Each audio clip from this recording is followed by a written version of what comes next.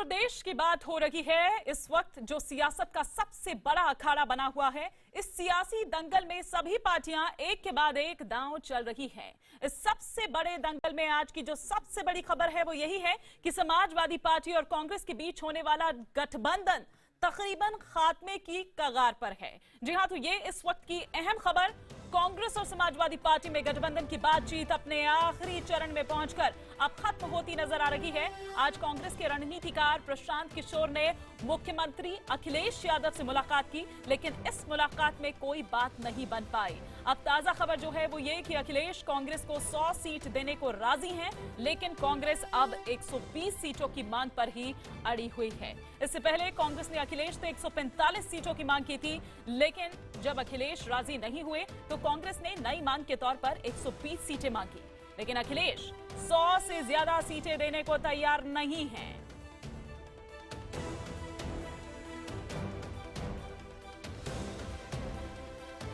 से कम सीटों पे हम लड़ ही नहीं सकते हैं, लेकिन कांग्रेस जिद करने लगी है। ऐसा लग रहा था जैसे कांग्रेस का बड़ा प्रभाव है और कांग्रेस के बिना उत्तर प्रदेश रहेगा नहीं। उस स्थिति में मुख्यमंत्री जी ने कहा नहीं, इससे ज्यादा नहीं दे सकते, तो कांग्रेस वालों ने कहा फिर हमारा गठबंधन नहीं हो सकता है। और करीब करीब टूट ही गया है गठबंधन। कांग्रेस पार्टी से पता चल जाएगा आपको सुबह तक जब अनाउंस। वैसे समाजवादी पार्टी को आज सिर्फ यही झटका नहीं लगा है। पार्टी के वरिष्ठ नेता और मुलायम सिंह और शिवपाल सिंह के खासम खास अंबिका चौधरी ने बीएसपी का दामन थाम लिया है। अंबिका चौधरी अखिलेश सरकार में मंत्री भी थे, लेकिन अखिलेश ने उन्हें बाहर का रास्ता दिखा दिया। देखिए ये रिपोर्ट, फिर हम करेंगे मेहमानों से इन्हीं मसलों पर बड़ी बहस। अपने सगे भाई शिवपाल यादव तक को भी बलि का बकरा बना दिया। समाजवादी पार्टी के पुराने नेता अंबिका चौधरी को बीएसपी में शामिल कराते हुए बीएसपी सुप्रीमो मायावती ने शिवपाल यादव पर चिंता जताई। समाजवादी पार्टी में शिवपाल की हालत पर चिंता जताते हुए मायावती ने मुलायम और अखिलेश पर हमला बोला। उनके चाल, चरित्र और चेहरे पर सवाल उठाए।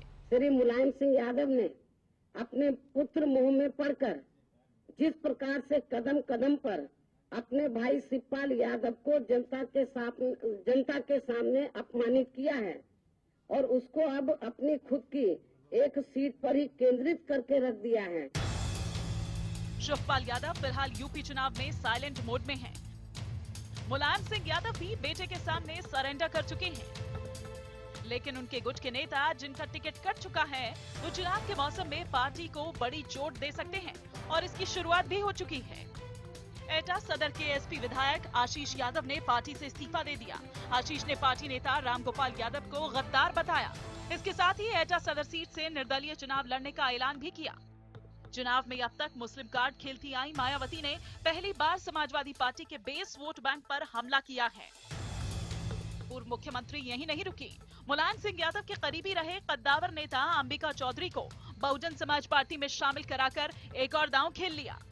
अंबिका चौधरी अखिलेश सरकार में मंत्री रह चुके हैं, लेकिन शिवपाल का करीबी होने की वजह से उन्हें मंत्रिमंडल से बाहर का रास्ता दिखा दिया गया था। उनके साथ जिस प्रकार का व्यवहार माननीय मुख्यमंत्री अखिलेश यादव जी ने और उनके लोगों ने जिस तरीके का व्यवहार निरंतर किया है और अपने नेता और पिता को जिस तरीके से खारिज करने का काम किया है, पूरे प्रदेश में इसको लेकर आम तौर पर इसकी बड़ी निंदा और आलोचना है और मैं स्वयं भी इससे बहुत दुखी हूँ। शिवपाल, अखिलेश या मुलायम सिंह यादव ने तो फिलहाल मायावती के परिवार पर किए भावनात्मक चोट पर प्रतिक्रिया नहीं दी। हाँ, अंबिका चौधरी को जरूर शुभकामनाएं दे दी। वहीं बीजेपी के लिए ये दोनों पार्टियों की बौखलाहट है। बीएसपी और समाजवादी में फर्क अंबिका चौधरी जी को समझ में आएगा। समाजवादी पार्टी को अपनी ओर से उनको शुभकामनाएं। उनकी भी विधानसभा में हम लड़ेंगे, मजबूती से लड़ेंगे। मैं इस पर सिर्फ हंसी सकता हूँ। सबको पता है कि हमारी सीधी लड़ाई इस बार सपा से है, बसपा तो रेस पे भी नहीं है। इस पर बसपा का मैं अच्छा शब्द नहीं, पर एक शब्द है जैसे कहते हैं सूफड़ा साफ। यूपी में सूफड़ा साफ होने वाला है। समाजवादी पार्टी में शिवपाल की हालत इस वक्त सबसे कमजोर है। मायावती इस बात से बखूबी वाकिफ भी हैं। सवाल यह है कि क्या वो मुलायम परिवार की कमजोर कड़ी का फायदा उठाना चाहती हैं? क्या वो शिवपाल का सहारा लेकर अखिलेश मुलायम को चित्त कर देना चाहती हैं? सवाल ये भी है कि कहीं शिवपाल खुद ही समाजवादी पार्टी के लिए बड़ी मुसीबत न बन जाएं।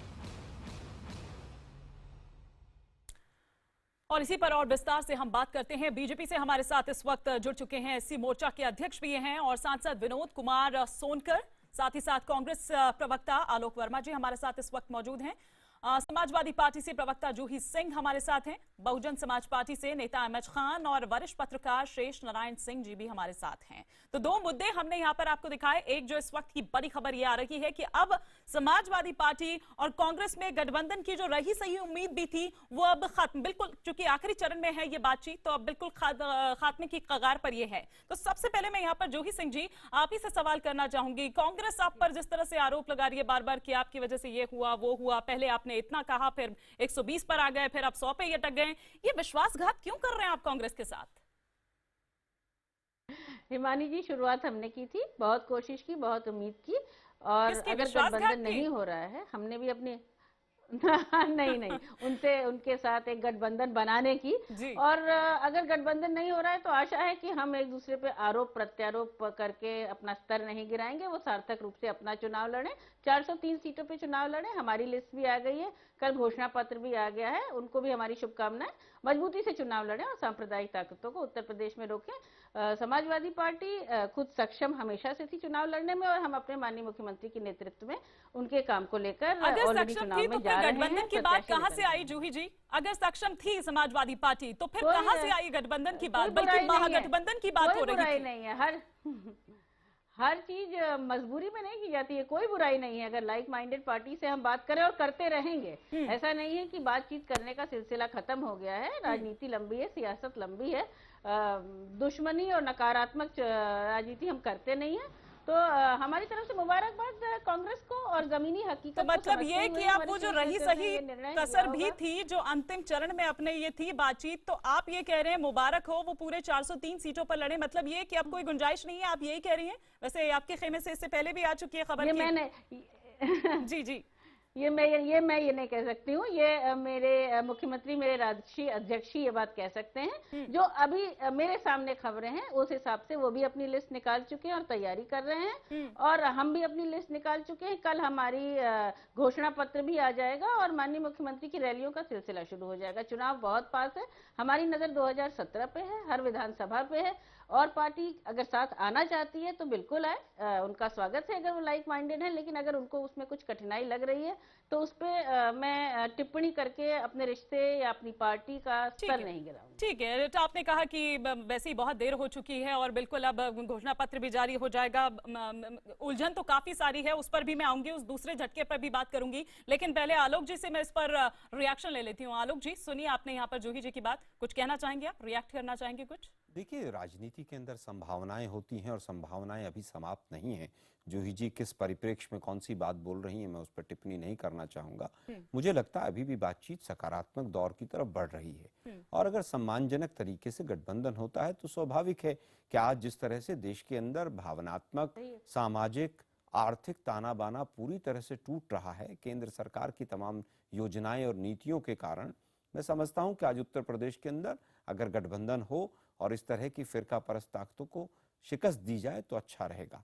लेकिन अगर सम्मानजनक तरीके से गठबंधन नहीं होता है तो हमने तो पहले भी अपनी पूरी तैयारी कर रखी थी, 403 की 403 सीटों पर चुनाव लड़ेंगे हम लोग। लेकिन मुझे नहीं लगता कि जूही जी जिस तरह की बयान अभी दे रही हैं वो अभी उपयुक्त है। इस समय के आधार पर थोड़ा इंतजार करना चाहिए। मैंने कोई बयान नहीं, लेकिन जूही जी आप लोगों पर यह भी आरोप है कि जब तक वो साइकिल चुनाव चिन्ह आपको नहीं मिला था, जब वो लड़ाई पहुंच गई थी चुनाव आयोग, तब तक तो अखिलेश 142 सीटों पर राजी थे, लेकिन उसके बाद जैसे ही साइकिल हाथ में आई वापस तो फिर 121 पर आ गए, फिर 100 पर ही आके अटक गए। मतलब कहां जाएगी और ये सुई आगे? मान लीजिए ऐसी कोई सूचना मेरे पास नहीं थी, क्योंकि मैं वर्मा जी की बात से बिल्कुल अग्री करती हूँ कि एकदम सकारात्मक बातचीत चल रही थी, और अगर गठबंधन नहीं हो रहा है, किन्हीं कारणों से नहीं हो रहा है, तो इसका उत्तर न मेरे पास है न मैं दे पाऊंगी। ये उनका शीर्ष नेतृत्व, हमारा शीर्ष नेतृत्व ही दे पाएगा, क्योंकि हमारी तरफ से जब हमने शुरुआत की थी तो हम पीछे क्यों हटेंगे। और कुछ सीटों के लिए तो बिल्कुल गठबंधन नहीं रुकना चाहिए था, लेकिन कारण क्या है ये मुझे नहीं पता। नहीं, मैं समझता हूं पहले लिस्ट समाजवादी पार्टी ने अगर पहले लिस्ट दी है तो कारण बताया जाना चाहिए था। अगर गठबंधन की बातें आगे बढ़ी थी तो उसको अगर तोड़ने का काम किया है तो समाजवादी पार्टी ने किया है, उसको बताना चाहिए क्या कारण रहा है। मैं समझता हूं बातचीत अभी भी सकारात्मक रूप में बढ़ रही है, लेकिन जो कल हुआ, पहली जो लिस्ट आई, वो एक तरह से मैं समझता हूं लोकतंत्र के लिए एक घातक सी सिचुएशन बनी है। आने वाला समय, अगले 24 घंटे सब कुछ निर्णय करेंगे। कांग्रेस पार्टी हमेशा इस स्थिति में नहीं रहती है कि वो सत्ताई में आएगी और सरकार बनाएगी। अगर गठबंधन होगा तब भी अखिलेश जी मुख्यमंत्री होंगे, गठबंधन नहीं होगा तब भी मुझे नहीं लगता कि हम इस सिचुएशन में कि हमारा मुख्यमंत्री होगा। मैं बहुत साफ गोई से कहना चाहूंगा, आज गठबंधन का जो मुख्य कारण था वो ये था कि किस तरह से बीजेपी को उसकी जमीन दिखाई जाए, बीजेपी को किस तरह से हराया जाए, नोटबंदी कि जो नाम पर चुनाव लड़े बीजेपी, जिस तरह से रिजर्वेशन की खिलाफत कर रही है, उसको उन तमाम मुद्दों को लेकर जनता के बीच में जाया जाए। बिल्कुल आपकी बात ठीक है, लेकिन विश्वासघात तो किया जूही जी आपने, ऐसे ही लिस्ट जारी कर दी, उस पर मैं आऊंगी बाद में, लेकिन शेष नारायण जी का मैं यहाँ पर एक रिएक्शन लेना चाहूंगी। शेष जी, आप कैसे देख रहे हैं इसको, क्या लग रहा है आपको यहाँ पर? चुनाव जो है, कोई भी राजनीतिक जो गतिविधि होती है, उसमें हर आदमी अपनी हैसियत को अगर सही नहीं आंकता तो वो गलती करता है, और जो गलती करता है वो ख़त्म हो जाता है। काशीराम जी के साथ पीवी नरसिम्हा राव ने इसी उत्तर प्रदेश में 134 सीटों पर समझौता किया था, जबकि उनकी पार्टी काफ़ी बड़ी पार्टी थी, और उसका नतीजा ये हुआ कि बाकी 300 सीटें जो असेंबली की थी, वहाँ कांग्रेस का नाम लेने वाला कोई नहीं बचा। तो वो इस वक्त भी यही है कि जो पार्टी जहाँ से अपने कैंडिडेट हटाएगी, जैसे कांग्रेस अगर 403 सीट पे लड़ती है तो कांग्रेस का संगठन तो बनेगा। पिछले साल भर से जो उन्होंने मेहनत की थी, अगर वो सीटों के लालच में न पड़ते और संगठन बनाते तो उनका एक संगठन बनता, और कोई हारता कोई जीतता, उनका तो सरकार बनने नहीं थी। लेकिन अब ये कि चूंकि बिहार पैटर्न पे एक बात शुरू हुई और वहाँ पे बात आ गई, लेकिन अब वहाँ दो गुट हो गए। एक कहता था कोई समझौता नहीं करेंगे, मर्जर करें, मुलायम सिंह जी कहा करते थे। अखिलेश यादव संगठन समझौते के पक्ष में थे जी। लेकिन अब जो अखिलेश यादव ने जिस तरह से समझौते से खींचा है, तो उससे हमें लगता है कि जो माहौल बन रहा था एक कि अखिलेश यादव लीडर हैं और वो जो नॉन बीजेपी वोटर्स जो हैं उनकी तरफ खींच रहे हैं, non Mayawati non BJP voters. अब वो मुझे लगता है कि मायावती जी को उसमें, खासतौर से माइनॉरिटीज में मायावती जी को एक दखल बनाने का मौका मिलेगा, बनाने का मौका मिलेगा। अहमद खान साहब भी हमारे साथ हैं। खान साहब, एक मौका मिलेगा आपको इससे? वो झटकों की तो बात करेंगे ही, जो झटके आप दे रहे हैं लगातार सपा को। नहीं, अभी मौका की बात नहीं है, हम तो पहले से तैयार है, और हमारे कैंडिडेट सब क्षेत्र में काम कर रहे हैं। साम्राज्यवादिता के खिलाफ हम लड़ने के लिए तैयार हैं। हम मैनिफेस्टो में ये नहीं है कि हाँ हम खाली एक चीज के लिए लड़ रहे हैं, भाई भतीजावाद के लिए लड़ रहे हैं, बाप बेटे की नहीं मान रहा है और ये इनको नहीं सुन रहा है। गठबंधन करने जा रहे हैं तो गठबंधन में एक बात तय हो जाती है, फिर नहीं मानते हैं। विश्वनिष्ठता ये जनता में समाप्त हो रही है, कांग्रेस की भी और सपा की भी, कि क्या बात आप कर रहे हैं, क्या बात नहीं कर रहे हैं, किस पे अडिग हैं, किस पे नहीं अडिग हैं। क्या आप कह रहे हैं सरकार, अगर मान लीजिए हम मानते 1% मानते हैं कि अगर सरकार बन गई तो क्या गारंटी है कि दोनों साथ रहेंगे। हमारा कहना यह है कि हम पहले से हम तैयारी में है, बूथ वाइज हमारी कमेटियां बिल्कुल वो तैयारी आपकी नजर में आ रही है, वो जोड़ तोड़ जिस तरह से करते आप नजर आ रहे हैं। एक कमेंट में यहाँ पर विजय जी से भी ले लेती हूँ। नहीं, जो लोग हमारे पास आएंगे भगा थोड़ी देंगे आप। ठीक है खान साहब सुनिए, तो मेरी बात तो सुन लीजिए। खान साहब ठीक है, आएंगे आपकी बात होने दीजिए। देखिए काटिए नहीं बीच में, आप हमेशा काट देती हैं। नहीं सर, मैं काट नहीं रही हूँ, लेकिन मौका सभी को मिलना चाहिए ना। देती हैं आप। अरे खान साहब, लेकिन मौका सबको मिलना चाहिए ना। काट देती हैं। आपने अपनी बात रखी। नहीं तो बात पूरी होने दीजिए ना। अच्छा चलिए, बोलिए 10 सेकंड। भाई ये बड़ा मुश्किल है काम है। अब जब आपको टाइम होता बताइएगा। अरे सर, अब आप टाइम जाया कर रहे हैं, आप बोलिए अपनी बात। नहीं, आप किसी और से पूछ लीजिए, फिर हमसे पूछ लीजिए। चलिए ठीक है, विनोद जी आप क्या कहना चाहेंगे? आप बड़े खामोशी से बड़ा लुत्फ उठाते हुए देख रहे हैं सारी चीजों को। जूही जी, सबसे बड़ी बात है कि इन्होंने महागठबंधन की शुरुआत किया और महागठबंधन के बाद गठबंधन पर आए। अब ये गठबंधन भी नहीं बचा। इससे दो बातें तो साफ हैं। एक, जैसा कि समाजवादी के लोग कह रहे थे कि अखिलेश जी के काम पर हम पुनः सत्ता में आएंगे, तो जो अगर ये गठबंधन की बात कर रहे हैं तो इससे बात साफ हो चुका है कि इनको पूरी तरह से विश्वास हो चुका है और इनको जानकारी हो चुकी है कि सत्ता में ये वापस नहीं आ रहे हैं। रही दूसरी तरफ कांग्रेस की बात, कांग्रेस एक देश की सबसे पुरानी पार्टी है और आज जिस तरह क्षेत्रीय पार्टी के साथ नतमस्तक है, कुछ सीटों के लिए वहां पे घुटने टेक रही है, ये इससे कांग्रेस की हैसियत पता चल रही है। ठीक है। रही बात ये लोग जो बार बार कह रहे हैं कि सांप्रदायिक शक्तियों से लड़ने के लिए, इनको मालूम नहीं है कि ये जुमला देश में चलने वाला नहीं है। देश की जनता ने नकार दिया चल रहा है, आप खूब चला रहे हैं, संगीत सॉन्ग खूब चला रहे हैं। चलिए आप ये इन आरोपों पर आएंगे, जवाब लेंगे जूही जी से भी और जवाब लेंगे कांग्रेस से भी। आलोक शर्मा जी भी हमारे साथ यहाँ पर इस वक्त मौजूद हैं, हम उनसे भी यहाँ पर जवाब लेंगे, लेकिन एक ब्रेक के लिए हमें यहाँ पर रुकना होगा।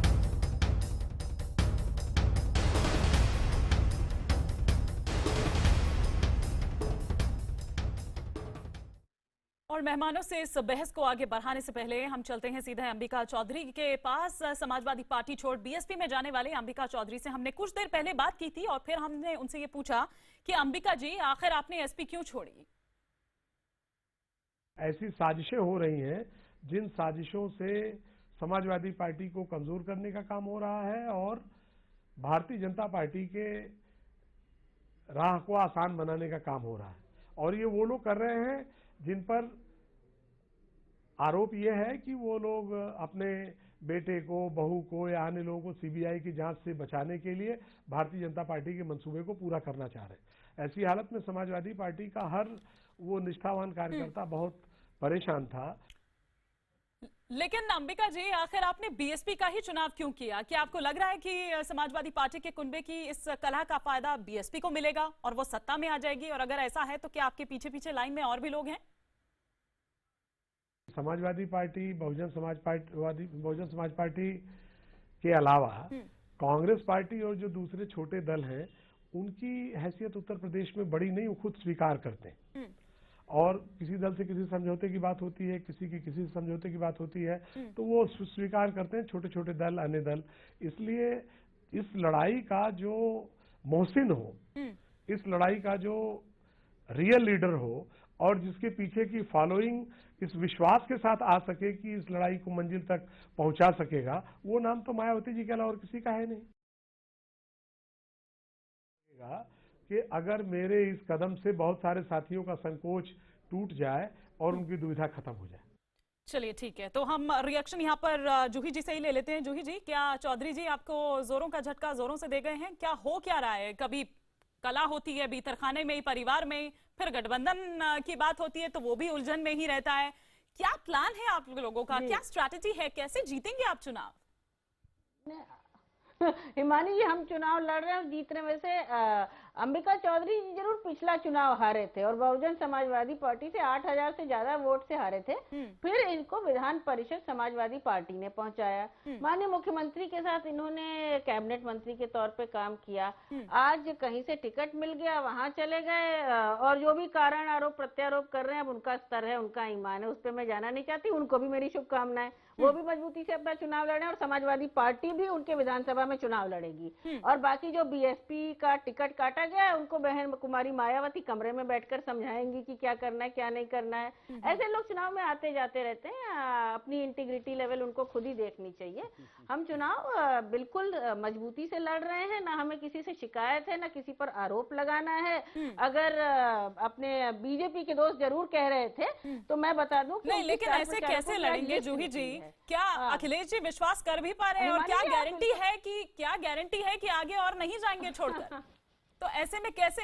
हिमानी जी, जिसको टिकट नहीं मिल रहा है या तवज्जो नहीं मिल रही है, वो हमेशा पार्टी बदलते हैं। तो आज के दिन में आया गाम गया राम, तो आप खुद ही कह रही हैं, लेकिन इस असंतोष पर तो कंट्रोल पाना होगा किसी तरीके से। मैं चली आऊंगी, लेकिन संतोष है, उन्होंने नजर रखी है, देखे कितने लोग इनके साथ जाते हैं। लेकिन आपने खुद ही कहा ना कि जिसको टिकट नहीं मिलता है, जिसको तवज्जो नहीं दी जाती है, तो वो आया राम गया राम वाली स्थिति हो जाती है। तो ये आया राम गया राम अभी कहाँ जाएगी? अभी तो ये शुरुआत है। पार्टी में होती है, हर पार्टी में होती है, हर पार्टी में होती है, बीजेपी में भी होती है, कांग्रेस में पता नहीं होगी कि नहीं, लेकिन बीजेपी में होती है, हर पार्टी में होती है। इसमें कोई नई बात नहीं है। आदमी को खुद अपना जमीर देखना चाहिए कि अभी भी विधान परिषद के सदस्य थे वो समाजवादी पार्टी के, तो उनके ऊपर मतलब वो बेहतर बता सकते हैं, सीनियर लीडर हैं, सम्मान, वो बेहतर अपनी बात का।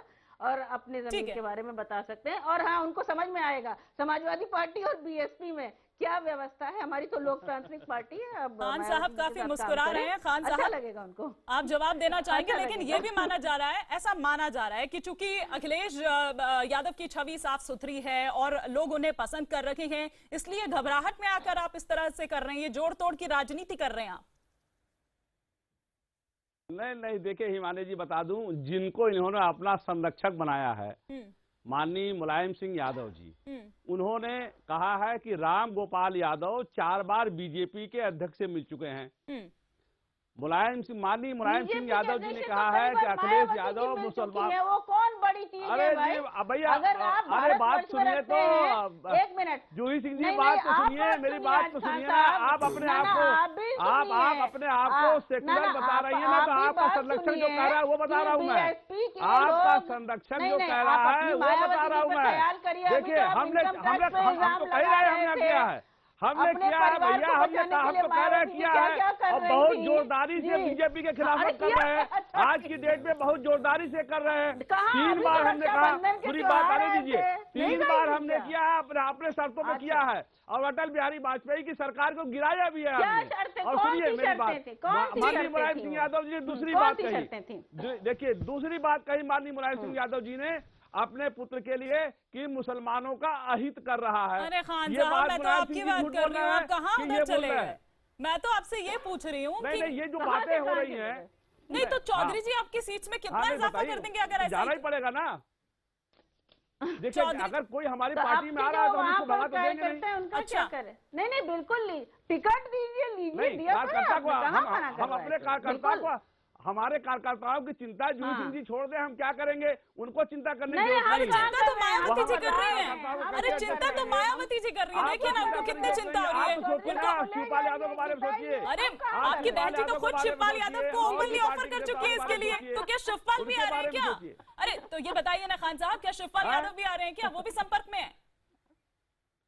हाँ, ये पूछिए। मैं ये नहीं कह रहा हूँ, मैं ये कह रहा हूँ, लेकिन बहन जी ने तो कहा ना, ये के बारे में बहन जी ने तो कहा ये कौन आएगा, ये तो ये बहन जी ने कहा कि जो भी आ रहा चाहे स्वागत है उसका। तो मतलब शिवपाल यादव भी है क्या आपके संपर्क में? सर्वजन हिताय सर्वजन सुखाय, सर्वजन हिताय सर्वजन सुखाय हमारी पार्टी का नारा है। बिल्कुल, वो दिख रहा है। सर्वजन हिताय में जो भी आएगा उसको हम लेंगे। बिल्कुल, वो दिख रहा है। ये बताइए हिमानी जी, जरा 1 मिनट। जी जी, हिमानी जी, देखिए सर, बाकी गेस्ट भी आप साफ सुथरा चेहरा बता रही हैं आपका अखिलेश जी का। सर ये मैं नहीं कह रही हूँ, 300 से 400 ये मैं नहीं कह रही हूँ सर, ये मैं नहीं कह रही हूँ। अवसर दीजिए विनोद जी, ठीक है, विनोद जी भी कुछ कहना चाह रहे हैं। ठीक है खान साहब। दंगे हुए बहनों, बुलंदशहर में गैंग रेप हुआ। आजम खान ने कहा कि राजनीतिक षड्यंत्र है, सुप्रीम कोर्ट ने लेकिन आप मेरे सवाल का जवाब नहीं दे रहे। विनोद जी कुछ रिएक्ट करना चाह रहे हैं। विनोद जी साहब जवाब नहीं, ठीक है, विनोद जी कुछ रिएक्ट करना चाह रहे हैं। और सबसे अच्छी स्थिति में अभी मैं शांति से नहीं, हिमानी जी मैं शांति से बैठा हूँ, इसका मतलब सबको अवसर दीजिए आप। सर शांति से ही तो बैठे हैं आप, सबसे अच्छी स्थिति में तो आप ही हैं। सब आराम से आप बैठकर लाइव शो देख रहे हैं और लुत्फ उठा रहे हैं। आप भी मानती है हम लोग, अच्छा आप मानती है हम लोग अच्छी स्थिति में हैं अगले 2 महीने? देखिए ना, कोई खबर भी नहीं, आपको पता चल जाएगा। उत्तर प्रदेश ने 73 सांसद आपको दिए थे, आपने उत्तर प्रदेश को क्या दिया जनता पूछेगी। शांति से बैठ के कुर्सी पे घूमने से वोट नहीं मिलेगा। अब जिन लोगों ने बहुत जुमले हो गए, जिन लोगों ने देश को 70 साल हिसाब नहीं दिया। अरे भाई, हम हिसाब तो मांग ही नहीं रहे आपसे, हम तो कह रहे हैं कि 3 साल में आपने उत्तर प्रदेश को क्या दिया वो बता दीजिए। किसान रो रहा है, मजदूर रो रहा है, 3 करोड़ लोग बेरोजगार कर दिया आपने। मुरादाबाद से लेकर मेरठ से, आगरा से, कानपुर से लेकर मिर्जापुर, भदोही और बनारस में सब कारीगर आपने घर अगर आप बहस केवल वोट मांगेंगे, अगर केवल आप बताइए ना 4 कारण बता दीजिए, अगर आप उत्तर प्रदेश की जनता आपको वोट दे। 4 नहीं, आप एक कारण बताइए। एक बता दीजिए, नोटबंदी पे मांगिए ना वोट। आप बताइए, ऐसा है आप लोग। अरे क्योंकि आपके लिए दल, देखिए आप पहले सुनने की आदत डालिए, मैं शांति से बोल रहा हूँ। नहीं, आप सुनना नहीं चाहते, आप सुनना नहीं चाहते, सुनाइए आप चुप रहिए, सुनिए। फिर नोटबंदी की बात करेंगे, आप हल्ला मचा रहे हैं। ऐसा है, आप हल्ला मचा रहे क्योंकि सुनना नहीं चाहते।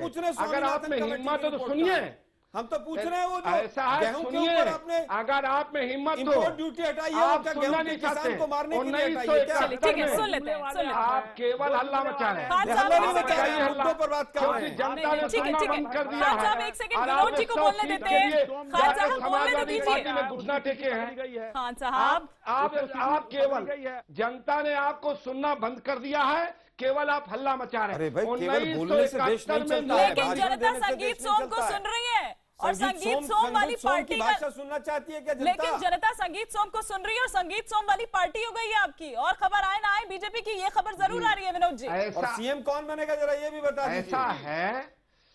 ऐसा है कि केवल आरोप लगा के हल्ला मचाते हैं, कांग्रेस में सुनने की हिम्मत नहीं है। अरे भाई, सीएम कौन कैंडिडेट है, नाम बताइए ना, पूरा देश सुनेगा। विनोद जी ये कहकर आप बच नहीं सकते, पल्ला नहीं छोड़ सकते हैं। नहीं, आप बताइए ना, हम कौन बोल सी रहे आपकी हैं, अचीवमेंट है 1971 में नोटबंदी का निर्णय श्रीमती इंदिरा गांधी जी के सामने आया, लेकिन आप लोगों के लिए दल महत्वपूर्ण था, देश महत्वपूर्ण नहीं था, इसलिए नोटबंदी का निर्णय आपने नहीं लिया। आपने देश के लिए क्या कर दिया? 2015 में 33 जवान हमने मरे थे, देश के लिए क्या किया, देश जानती है। मर गए। सर्जिकल स्ट्राइक का ढोल पीटते पीटते आपने क्या कर दिया देश का? आप केवल हल्ला मचाइए और जाके समाजवादी पार्टी के सामने ₹57 पर डॉलर दिया था, 69 पे पहुंचा दिया। मोदी जी कहते हैं रुपए आईसीयू में चला जाइए, गया है, आपकी कहां हैसियत चला गया? उत्तर प्रदेश में यही बची है कि वो जाइए समाजवादी पार्टी के यहाँ घुटना टेक के उद्योग बंद हो गए, समझौता करिए। आज उत्तर प्रदेश में आपकी हैसियत छोड़िए ना विनोद जी, आप कांग्रेस को छोड़िए, आप अपनी बात करिए ना। देश की बात मत अरे आप अपनी बात करिए। करिए। 3 साल हो गए आपकी सरकार को आए हुए, जरा बताइए उत्तर प्रदेश को क्या दिया? कौन सा कारखाना दिया? हिमानी कौन जी सा ये सुनना नहीं चाहते। ठीक है आलोक जी, इनके अंदर क्षमता नहीं कि सुने। आलोक जी सुन लेते हैं, प्रदेश की जनता ने नहीं इनको ठीक नकार दिया है, है। लेकिन आपको जवाब देना होगा ना, बजाय दाएं बाएं घूमने के जवाब देना होगा विनोद जी। आलोक जी बोलने देते हैं। हम बिल्कुल जवाब देने को तैयार हैं, तो दीजिए। हम बिल्कुल जवाब देने को तैयार, अगर इनके हिम्मत है सुनने की। आपने एक बात कहा था कि अखिलेश जी की छवि साफ हो फिर गई। अखिलेश जी पे पहुंच गए। पूछ रहा हूं उत्तर प्रदेश को आपने क्या दिया? केंद्र सरकार ने क्या दिया उत्तर प्रदेश को, इस पर जवाब दीजिए। लेकिन जनता ये भी तो पूछ रही है कि इतने टाइम से कांग्रेस ने क्या दिया आलोक जी? कांग्रेस जब शासन में थी 1 लाख करोड़ रुपया दिए हैं, करोड़ रुपए किसानों हमने 1 लाख करोड़ रुपया उत्तर प्रदेश को दिए हैं, माफ किया। बुंदेलखंड का पैकेज अगर समाजवादी पार्टी से इनके अंदर सुनने की हिम्मत है नहीं, दिया पैसा। इन आपने जो कहा बीजेपी ने पिछले 3 साल में क्या दिया जरा बताइए। इनकी हैसियत यही है कि उत्तर प्रदेश में समाजवादी पार्टी को घुटना टेके और 100 सीट की भीख मांगे, इनके अलावा कोई हैसियत नहीं है। हमने उत्तर प्रदेश में देश को दिया है 1 लाख करोड़। जो बात आप चलिए ठीक है, मामा जी के घर से लाए थे क्या? देखिए डिरेल करने की कोशिश नहीं, आपने दिया था तो क्या आप अपने घर से लाए थे क्या? नहीं, मोदी जी का समय घर से ला के दिए थे। नहीं देखिए, मुद्दे से ना भटके हम, मुद्दे पर रहे तो ज्यादा अच्छा रहेगा। शेष 12 लाख करोड़ का इस देश को लूट विनोद जी ठीक है, देखिए लोगों को तो जेल में आलोक जी और विनोद जी अगर ऐसा चलेगा तो सॉरी नहीं पूरे 3 साल में घोटाला बताइए आप। ठीक है विनोद जी, थोड़ा सा शांत। विनोद जी नहीं, हिमानी जी मैं कहना चाहता नहीं ठीक है सर आपको टाइम दिया गया सर, लेकिन अगर यूं ही जाया करेंगे तो मैं नहीं आऊंगी आपके पास वापस। नहीं मैं फिर वापस डिबेट के लिए नहीं आऊंगी आपके पास। शेष नारायण जी को मैं इसमें शामिल करना चाहूंगी। शेष नारायण जी, अंबिका चौधरी की यहाँ पर बात हो रही थी, वो बात कहीं और पहुंच गई, लेकिन क्या आपको वाकई लगता है कि ये जो शिवपाल खेमा है या शिवपाल यादव डेंट पहुंचा सकते हैं, इतना मादा रखते हैं कि वो अखिलेश को डेंट पहुंचा सकते हैं? नहीं, अंबिका चौधरी तो 2012 में जब वेव थी उनकी पार्टी की, जिसमें बीजेपी 50 के नीचे आ गई थी और मायावती जी 80 के नीचे आ गई थी, वहां भी चुनाव हार के आ गए थे, तो वो तो शुद्ध रूप से मुलायम सिंह यादव के परिवार की कृपा पर ही मंत्री थे, तो उनकी राजनीतिक हैसियत कुछ नहीं है। उस आज जो मायावती जी के प्रेजेंस में उन्होंने पार्टी ज्वाइन की, उसका केवल ये रोल है कि एक पार्टी छोड़ के लोग आ रहे हैं, लेकिन दूसरी मुसीबत ये है उनके साथ कि उनको अखिलेश यादव ने काफी बेइज्जत करके निकाल दिया था और अब उनको टिकट विकेट भी नहीं मिलने वाला था, और अगर उनको रसड़ा से टिकट मिल रहा है तो हार तो अभी वो जान लेंगे, क्योंकि वहां से मतलब आप ये कहना चाह रहे हैं कि फेफना मतलब उस सीट में कोई फर्क नहीं पड़ेगा, कोई समीकरण ना, लेकिन माहौल पे पड़ेगा। माहौल ये होगा कि साहब समाजवादी छोड़ के लोग हमारी तरफ आ रहे हैं और असली सारा फोकस जो है नॉन बीजेपी बीजेपी पार्टियों का वो मुस्लिम वोट है, क्योंकि सबके पास अपना वोट बैंक है, मायावती जी के पास भी है, अखिलेश यादव के पास भी है। अगर उसमें मुस्लिम जुड़ता है तो एक मुस्लिम को जोड़ने का तरीका यह है कि अगर माहौल बना दें कि भाई हम बीजेपी को हरा रहे हैं, तो वो मायावती जी को उसमें कंट्रीब्यूट करेगा। अभी बयान उनका मैं पढ़ रहा था कि वो करें शिवपाल जी को भी ज्वाइन कर लेंगे, तो शिवपाल जी को अगर वो ज्वाइन करा रही हैं तो बहुत आला ज़र्फ हैं, बहुत बड़ी सोच वाली है। एक शेर है खान साहब, आपकी खास तौर से आपकी नजर है, जो आला ज़र्फ होते हैं हमेशा झुक के मिलते हैं, कि सुराही सर निगू होकर भरा करती है पैमाना। अगर अखिलेश अगर मायावती जी जिस शिवपाल यादव को पिछले 20 साल से उठते बैठते कोसती रही हैं, और खास तौर से जो गेस्ट हाउस कांड में शिवपाल यादव का रोल था, उसके बाद पूरे हिंदुस्तान में कोई भी उनकी तारीफ नहीं करता था, और आज अगर मायावती उनको अपने शरण में लेने को तैयार हैं और उनके एक चेले को ले ही लिया, ऑफर कर रही है और इतनी चिंता जाहिर कर रही है, इतनी चिंतित है कि बलि का बकरा बनाया जा रहा है उनको। इसके लिए शिवपाल के साथ जो सहानुभूति उमड़ी है वो केवल माहौल का है, और असली है कि बीजेपी के खिलाफ जो खड़ा होगा उत्तर प्रदेश का एक बड़ा वोट बैंक उसकी तरफ जाएगा, वो चाहे अखिलेश यादव हों। और इसीलिए जो कांग्रेस से उनका गठबंधन टूटता है तो उसके लिए भी उनको एक्स्ट्रा टाइम लगाना पड़ेगा, वरना मायावती जी ने अपना मंतव्य ऐलान कर दिया है कि जो भी अखिलेश यादव की मुखालिफत करेगा यूपी में, क्योंकि वो जानते हैं अखिलेश यादव को कमजोर करने से ही वो मजबूत बनेंगे, तो उसमें लग गई हैं। और यही कारण है कि अपना चाहे जो भी हम देखें, यहाँ खान साहब से जवाब मैंने जरूर मांगा था कि क्या इसीलिए घबराहट में इस तरह की ये जोड़ तोड़, बस अब यही रह गया है बीएसपी का काम, इसीलिए जोड़ तोड़ की राजनीति बीएसपी कर रही है। एक ब्रेक के लिए हमें यहाँ पर रुकना होगा, फिर जूही जी मुस्कुरा रही हैं। जूही जी, आपसे भी मैं पूछूंगी कि मुलायम सिंह यादव की क्या भूमिका रहने वाली है, या सिर्फ मार्गदर्शक बतौर ही हम आगे अब उनको देखेंगे। एक ब्रेक के बाद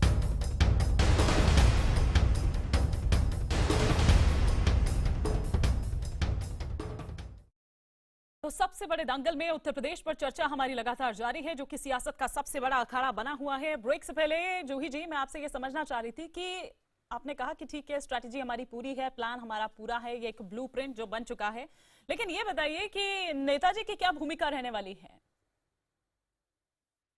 एक संरक्षक, सक्रिय संरक्षक की अब इनके स्टार प्रचारकों की लिस्ट आपने देखी हिमानी जी? बीजेपी में अडवाणी जी गायब, जोशी जी गायब, तो आप क्या कहना चाह रहे हैं कि आपके यहाँ से मुलायम जी गायब हो जाएंगे?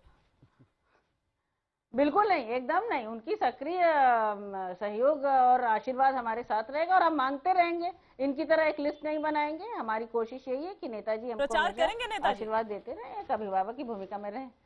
कोशिश रहेगी और आशा है कि जरूर करेंगे, क्योंकि नेताजी तो एक बार फिर से रूठ गए हैं। प्लान क्या है? नेताजी तो एक बार फिर से रूठ गए हैं, और जो उनके करीबी हैं, अगर आप उनकी अनदेखी कर रहे हैं, और जिस तरह से अंबिका चौधरी भी चले गए हैं, जो कि काफी ज्यादा करीबी रहे हैं मुलायम जी के और शिवपाल जी के, तो उन्होंने कहा कि अब नहीं करेंगे वो चुनाव प्रचार। हिमानी जी, अगर अंबिका जी कह रहे हैं कि वो नेताजी के करीबी हैं और वो छोड़कर बीएसपी में चले गए, तो उनको बहुत बड़ी जवाबदेही है, क्योंकि नेताजी के करीबी तो अंबिका जी जैसे लोग नहीं हो सकते हैं, कि बहुत ही गैर ईमानदार व्यक्ति हैं, और मुझे कहना चाहिए कि शुक्रगुजार नहीं है। समाजवादी पार्टी ने बहुत सम्मान दिया था। खैर, अब बीएसपी में है, बीएसपी की कार्यप्रणाली समझेंगे, चुनाव लड़ेंगे फेफना से, और पिछली बार भी हार गए थे, बीएसपी से ही हारे थे, तो उनकी अपनी खुद की स्ट्रैटेजी होगी। समाजवादी पार्टी हमेशा नेताजी का आशीर्वाद लेती रहेगी, वो हमारे अभिभावक हैं, उनका सक्रिय सहयोग हमेशा हमें चाहिए और हम मांगते रहेंगे। विनोद जी को जाना, चलिए मैं एक बार उनको इस चर्चा में शामिल कर लेती हूँ। विनोद जी, कुछ लोग तो आपके संपर्क में भी होंगे, सुना बीजेपी से भी कुछ लोग संपर्क साध रहे हैं एसपी से। हिमानी जी, पहले तो मैं ये जूही जी से जानना चाह रहा था कि माननीय मुलायम सिंह जी खुले मंचों से और एक नहीं अनेकों बार अखिलेश जी को हिदायत दिए कि भाई अपने मंत्रियों को समझाओ, अपने नेताओं को समझाओ, अवैध जमीन कब्जा करना बंद करें, गुंडागर्दी बंद करें, नहीं सरकार में वापस नहीं आएंगे। आखिर ये बताइए, मोदी जी भी बहुत बार अपने मंचों से बोल चुके हैं कि इस तरह के विवादित बयान देने से बचें, और ये तमाम चीजें, और जो मुस्लिमों को लेकर जो तमाम चीजें कही जाती है वो बचे। आपके जो नेता हैं, आपके जो सांसद हैं, वो कितना चुप होते हैं या कितना मानते हैं? खुद पीएम कहते हैं इस बात को। ऐसा बिल्कुल मानते हैं। नहीं, माननीय मुलायम सिंह जी जो है, कई बार, मैं आप मेरा विषय नहीं आने दे रहे, कई बार खुले मंचों से कह चुके संगीत कि अखिलेश जी को अपने मंत्रियों को समझाना चाहिए। में माधुरी को जगह है, योगी आदित्यनाथ को जगह है, संजीव बालियान को जगह है, उन पे नजर रखिए और रोकिए कि उत्तर प्रदेश का सांप्रदायिकरण ना हो। जो आप अभी जुमला कह रहे थे ना, आप अपने स्टार प्रचारकों को देखिए, आप अपने स्टार प्रचारकों को देखिए। और नहीं, जो माननीय मुलायम सिंह जी ने जो नेताजी ने कहा उसका ध्यान हमने रख लिया। हम जनता का जवाब दे देंगे ना, हमारे यहाँ कोई भूमि कब्जा करने वाले आपके होंगे, बेहतर होगा। इसीलिए अखिलेश जी ने उनको जो है इस स्थिति में पहुंचा दिया जिस पार्टी के गठन उन्होंने किया था। और आज माननीय अखिलेश जी ने शायद इसी बयान के बाद उनको एकदम दरकिनार कर दिया। प्रचारक भी नहीं रखा, हम तो बहुत इज्जत करते हैं नेताजी की। बसपा से जितने भगोड़े आ रहे हैं उनको आप अपने यहाँ पर ले रहे हैं। सम्मान में कोई कमी नहीं है। जिनके खिलाफ आप सीबीआई की इंक्वायरी मांगते थे, बीएसपी ने सबको टिकट दे दिया। जो हमारे यहाँ आए हैं वो भगोड़े हैं। विनोद जी जवाब मांग रहे हैं, जवाब देना पड़ेगा। साम्प्रदायिकता की बातें करते हैं, ऑपरेशन कमल चलाते हैं, दूसरी पार्टियों को तोड़ते हैं और फिर शिष्टाचार। ये लोग एक्चुअली जवाब हिमानी जी जवाब सुनना ही नहीं चाहते। नहीं, आप बताइए एक नहीं अनेकों बार मुख्यमंत्री थे पहले कांग्रेस के, उनकी आप सीबीआई जांच मांगते थे, आज वो आपके कैंडिडेट बन गए। अच्छा, जब तक आपके साथ थे, ईमानदार थे, हमारे साथ आए तो गड़बड़ हो गए। हम तो कह रहे हैं, ठीक है ना। और माननीय मुलायम सिंह एक नहीं अनेकों बार, एक नहीं तो आपने निकाला क्यों नहीं? अगर वो गड़बड़ थे अरे भाई तो निकाला क्यों नहीं? तमाम जो लोग जिनके ऊपर आप आरोप लगाकर सीबीआई की जांच और जेल भेजने की बात करते थे, उनको आपने ताज पोषित कर दिया। और लोकसभा के चुनाव में आपने ये किया तो आपने उनको निकाला क्यों नहीं? सब आपने कैप्चर आपने उनको निकाला। आप अगर वो गड़बड़ थे, बेईमान थे, तो आपने निकाला क्यों नहीं? नहीं तो सीएम पद से किसने पार्टी को हटाया था? छोड़ा, हमने तो नहीं हटाया आपको था, लगता है कि अच्छे नहीं है। माननीय मुलायम सिंह जी ने सीएम पद से किसने हटाया था? उनको हमने एक बात जानना चाहता हूँ, अब विशेषकर सपा के लोगों से, कि माननीय मुलायम सिंह ने जी अखिलेश को कई बार कहा कि अपने मंत्रियों से, नेताओं से कहिए पार्टियों की बात विनोद जी, क्या आप सपा के भरोसे चुनाव लड़ रहे हैं यूपी में? भरोसे चुनाव लड़ रहे हैं। विनोद जी, क्या सपा के भरोसे चुनाव लड़ रहे हैं आप यूपी में? 1 घंटे के शो में आपने एक बार नहीं बताया केंद्र सरकार की कौन सी उपलब्धि। ठीक है आलोक जी, ठीक है। हाँ, एक्चुअली आप सुनना ही नहीं चाहते। अरे विनोद जी, आप कहना नहीं चाह रहे। आलोक जी आपको नकार दिया है। आप ये बताइए ना, आप क्या कर रहे हैं? आप ये बताइए ना, आप क्या कर रहे हैं? आप छोड़ दीजिए मुलायम सिंह यादव को और छोड़ दीजिए आप मायावती। यूपी के किसानों के लिए आपने क्या किया बताइए? हमने यूपी के किसानों के लिए क्या किया बताइए? अरे प्रधानमंत्री सिंचाई योजना शुरू की, किसानों को प्रधानमंत्री सिंचाई योजना शुरू की, गन्ना के किसानों को बकाया पैसा दिया। बताइए कहां पर नलके में से पानी? अरे ये अखिलेश जी बताएं, अरे ये अखिलेश जी बताएं जो कि ये प्रधानमंत्री महोदय मुख्य तौर पर कहते हैं। बताइए उत्तर प्रदेश जी, आप उत्तर प्रदेश से सांसद आपकी पीड़ा समझ सकता हूँ। एक बताइए मुझे कि मैं आपकी पीड़ा समझ सकता हूँ, क्योंकि अगर आप सपा की तरफ से नहीं बोलेंगे तो जो गठबंधन होने की संभावना है, जो 100 सीट आपको मिलना है, वो भी नहीं मिलेगी। आप अच्छा पैरवी करिए, आप पैरवी करिए। अरे नोटबंदी हमने किया नोटबंदी के नाम पर। विनोद जी, आपके पास इतना ज्यादा समय है, आप अपनी पार्टी की अच्छाइयां गिना सकते थे, आप सब समय गंवा रहे हैं। बताइए ना, बीजेपी ने अगर कोई अच्छा काम किया हो तो उसको बनाने का ही तो बहुत अच्छा, बीजेपी ने कौन सा गड़बड़ काम किया ये बताइए। नहीं, बीजेपी ने कौन सा गड़बड़ काम किया? जरा एक हम नहीं बताएंगे, हमसे क्या मतलब? 3 साल में कौन सा भ्रष्टाचार हुआ? तारीफ करें, हम उसको सुनने के लिए बैठे हैं।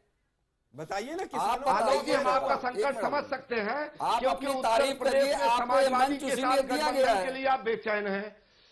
उत्तर प्रदेश में गठबंधन के लिए आप बेचैन हैं। आप जानते हैं कि अगर आपने कुछ बोल दिया तो गठबंधन की संभावना चलिए आप ये बताइए, आपका सीएम कैंडिडेट कौन होगा? सांसदों का ये हाल है। ये बताइए आपका सीएम कैंडिडेट कौन होगा?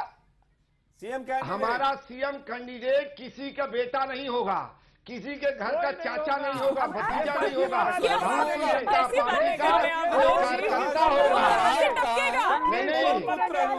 ऐसा है। ये बताना चाहते हैं भारतीय जनता पार्टी है। विनोद जी अपना सीएम कैंडिडेट बता रहे हैं भाई, तो सुन लेते हैं। साक्षी, अरे खान साहब, विनोद जी अपना सीएम कैंडिडेट बता रहे हैं, जरा सुन तो लीजिए, जरा थोड़ा सा शांति। विनोद जी नहीं आ रहे हैं बीएसपी में? नहीं, सुनने जी विनोद जी, हम बीएसपी में नहीं आ रहे हैं, चिंता न करें। ऐसा है ऐसा है, भारतीय जनता पार्टी का जो सीएम होगा कोई कार्यकर्ता होगा, ठीक है ना, इनकी तरह कोई किसी का बेटा नहीं होगा कि घर का चला आया। उस कार्यकर्ता का कुछ नाम भी होगा। अरे हमारे यहाँ तो चाय बेचने वाला प्रधानमंत्री बन जाता है, बूथ पे कार्य करने वाला राष्ट्रीय अध्यक्ष बन जाता है, मुझ जैसे चौराहे चट्टी पे फल बेचने वाला पार्लियामेंट्री बोर्ड में डिक्लेयर किया था। कौन होगा जरा बताइए? चाय वाला होगा, झाड़ू वाला, कोई तो होगा, बताइए। दीजिए ना नाम। कोई कार्यकर्ता होगा, किसी का भतीजा नहीं होगा, किसी का चेहरा नहीं है बताने के लिए, यही कहीं ना साफ साफ। ना आपके पास मुद्दा है किस नाम पर आप वोट मांगेंगे, ना आपके पास सीएम का चेहरा है, हम तो घर वापसी का भी मुद्दा खत्म हो गया है, तो आप लड़ेंगे किस मुद्दे पे? हमारे पास बिल्कुल मुद्दा है। 3 साल में जो हमने काम किया, यूपी में जो काम किया है, लोगों को रोजगार दिया, कोई आंकड़ा है? किसानों के लिए किया, मजदूरों के लिए किया, अनुसूचित के लिए किया। किसान आप परेशान नहीं है भैया। प्रदेश का किसान बगैर गन्ना के सांसद महोदय का बकाया हमने दिया। देखिए, अगर आप सब एक साथ बोलेंगे तो कुछ समझ नहीं आएगा, ये खिचड़ी किसी को समझ नहीं आएगी। अगर एक एक करके आप बोलेंगे तो सबको बहस जी बोलने नहीं देना चाहते हैं, क्योंकि लोग सुनने की क्षमता नहीं है। और आप इसी में खुश हो रहे हैं कि आप लड़ाई है तो, और आप इसी में खुश हो रहे हैं कि चलो अच्छा है, होने दीजिए, चलने दीजिए, क्योंकि हम अच्छा लड़े, क्योंकि लड़ाई 2-3 अच्छा लड़े और हमें जवाबदेही से बच जाएंगे। नहीं, लड़ाई 2 नंबर 3 नंबर की हो रही है, हम 1 नंबर पे बैठे हैं, हमको कोई दिक्कत नहीं है। अब ये संघर्ष करें, 200 लोग नोटबंदी में मरे, जनता पूछेगी क्यों मरे, 3 नंबर की लड़ाई हो रही है, कौन जिम्मेदार है? काम बताइए। हाँ बिल्कुल 2 नंबर 3 नंबर की। कौन है ये 2 नंबर और कौन है ये 3 नंबर? ये तो बताइए जरा। अब यही दोनों लोग तय करेंगे।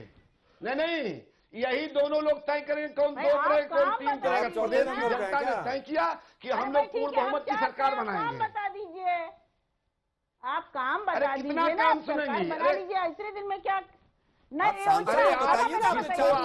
स्टूडेंट महिला योजना बताते नहीं है। अच्छा, हमने कोई काम ही नहीं किया। नोटबंदी काम अच्छा किया तो बोलिए ना, नोटबंदी पे वोट मांगेंगे, बोलिए कहिए नोटबंदी पे जाके किसानों से वोट मांगेंगे। बिल्कुल नोटबंदी पे वोट मांगे। अरे नोटबंदी पे मांगेंगे, उज्ज्वला पे मांगेंगे, 2.5 साल में जो काम हुआ उसमें मांगेंगे, स्वच्छ भारत पे मांगेंगे। नहीं, आप जवाब नहीं दे रहे। चलिए मैं शेष जी से कमेंट चाहूंगी इस पर। शेष जी नहीं, इसमें जो स्थिति है वो ये है कि मैं, जैसा कि मोदी जी ने 2014 में जो विकास का नाम लिया, तो विकास के नाम लेने पे पूरा देश उनके साथ हो गया, और उसके बाद जितनी भी पॉलिटिकल पार्टीज थी सब ने अपने अपने कोर्स को रीएडजस्ट किया।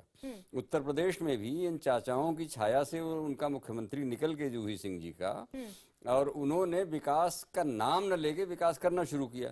तो आज जो विकास का एजेंडा है उस पर बीजेपी बात नहीं करती। बीजेपी का भी, आपने विनोद जी आदरणीय सांसद हैं और इलाहाबाद गंगा जमुना के दोआब के महापुरुष हैं, और इन्होंने बाकायदा तौर पे एसपी, बीएसपी, तीसरी पोजीशन, चौथी पोजीशन पे करते रहे। ये इनके पास 1 घंटे का समय था जिसमें अगर ये चाहते तो एक पॉइंट गिना सकते थे। तो बीजेपी नॉन इश्यूज पे लड़ रही है। कांग्रेस की जो दुर्दशा है, महाराज पूरी बात सुन लो, मैं किसी पार्टी में नहीं। सुन लीजिए। कांग्रेस, मैं सुन रहा हूँ आपकी। कांग्रेस की जो दुर्दशा है वो आप देख ही रहे हैं, और बीजेपी, सपा और बसपा दोनों ही पार्टियों में टामक टोहियां मारने की स्थिति है। क्योंकि मायावती जी जो हैं, अंबिका चौधरी जैसे व्यक्ति को, जिन्होंने हजारों बार उनको अपशब्द कहे होंगे, उनको आज सम्मान पूर्वक उन्होंने प्रतिष्ठापित किया। और सपा में कभी कांग्रेस से समझौता करेंगे, कभी नहीं करेंगे। तो हमें लगता है कि उत्तर प्रदेश का चुनाव अखिलेश के जो डेवलपमेंट के काम है अखिलेश यादव के, उसके अलावा किसी भी इशू पे कोई बात ही करने को तैयार नहीं। लेकिन ये जो चीजें हो रही है, क्या ये मुख्यमंत्री को बैकफुट पर ला सकता है?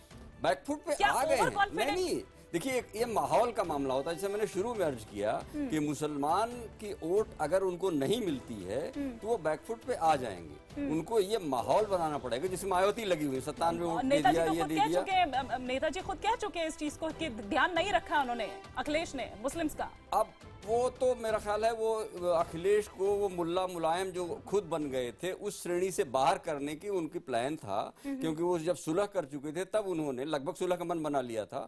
तब उन्होंने वो कहा था कि उनको कोई मुसलमानों से ही लिंक न कर दे। हिंदूज में भी अखिलेश का जो एक सपोर्ट बेस है उसको एक तरह प्रोटेक्शन देने की कोशिश कर रहे थे, ऐसा मुझे लगता है एज एन ऑब्जर्वर। लेकिन अब आगे क्या होगा, क्योंकि पिछले 4-5 दिन का जो घटनाक्रम है वो बहुत ही तेजी से बदला है। और आज जो है उत्तर प्रदेश की राजनीति में एक बहुत महत्वपूर्ण घटना हुई है कि ये माननीय अंबिका चौधरी जैसा व्यक्ति जो है, जो कि मायावती जी को गरियाते थे और अपने गांव में राजनीतिक हैसियत उनकी कुछ नहीं है, अपना इलेक्शन हारते रहे, एमएलसी रहते रहे, उनको अगर राजनीतिक सम्मान दिया जा रहा है तो ये राजनीतिक कल्चर के लिए जरूरी है, ये मुझे महत्वपूर्ण लगता है। चलिए एक फाइनल कमेंट हम ले लेते हैं यहाँ पर जूही सिंह जी से भी। जूही सिंह जी, और कितने अभी लाइन में हैं जाने की? हमारी तरफ से हम कोशिश करेंगे कि कोई ना जाए, लेकिन यदि कोई जाना चाहता है तो उसको हमारी शुभकामनाएं, हम रोकेंगे भी नहीं। और समाजवादी पार्टी मजबूती से चुनाव लड़ रही है और सभी के साथ चुनाव लड़ रही है। और फाइनल कमेंट एक मैं खान साहब से भी चाहूंगी। खान साहब, शिवपाल यादव को तो ऑफर दे ही दिया है, तो क्या बता दीजिए चलते चलते कि क्या संपर्क में है क्या शिवपाल? मैं ये इस बात को कहना चाहता हूं कि शेष नारायण जी ने कहा कि अखिलेश यादव की स्वच्छ छवि है, तो उस अखिलेश यादव के जमाने में ही 300 से 400 दंगे हुए, महिलाओं के साथ बलात्कार हुआ। स्वच्छ छवि नहीं है अखिलेश की, अखिलेश की स्वच्छ छवि नहीं है, न विकास का कोई काम किया उन्होंने। चलिए ठीक है, माफी चाहूंगी, मेरे पास समय सिर्फ इतना ही था, लेकिन हमारे सभी तमाम खास मेहमानों का बहुत बहुत शुक्रिया इस चर्चा में जुड़ने के लिए। तो यहीं इस सिलसिले को हम खत्म करते हैं।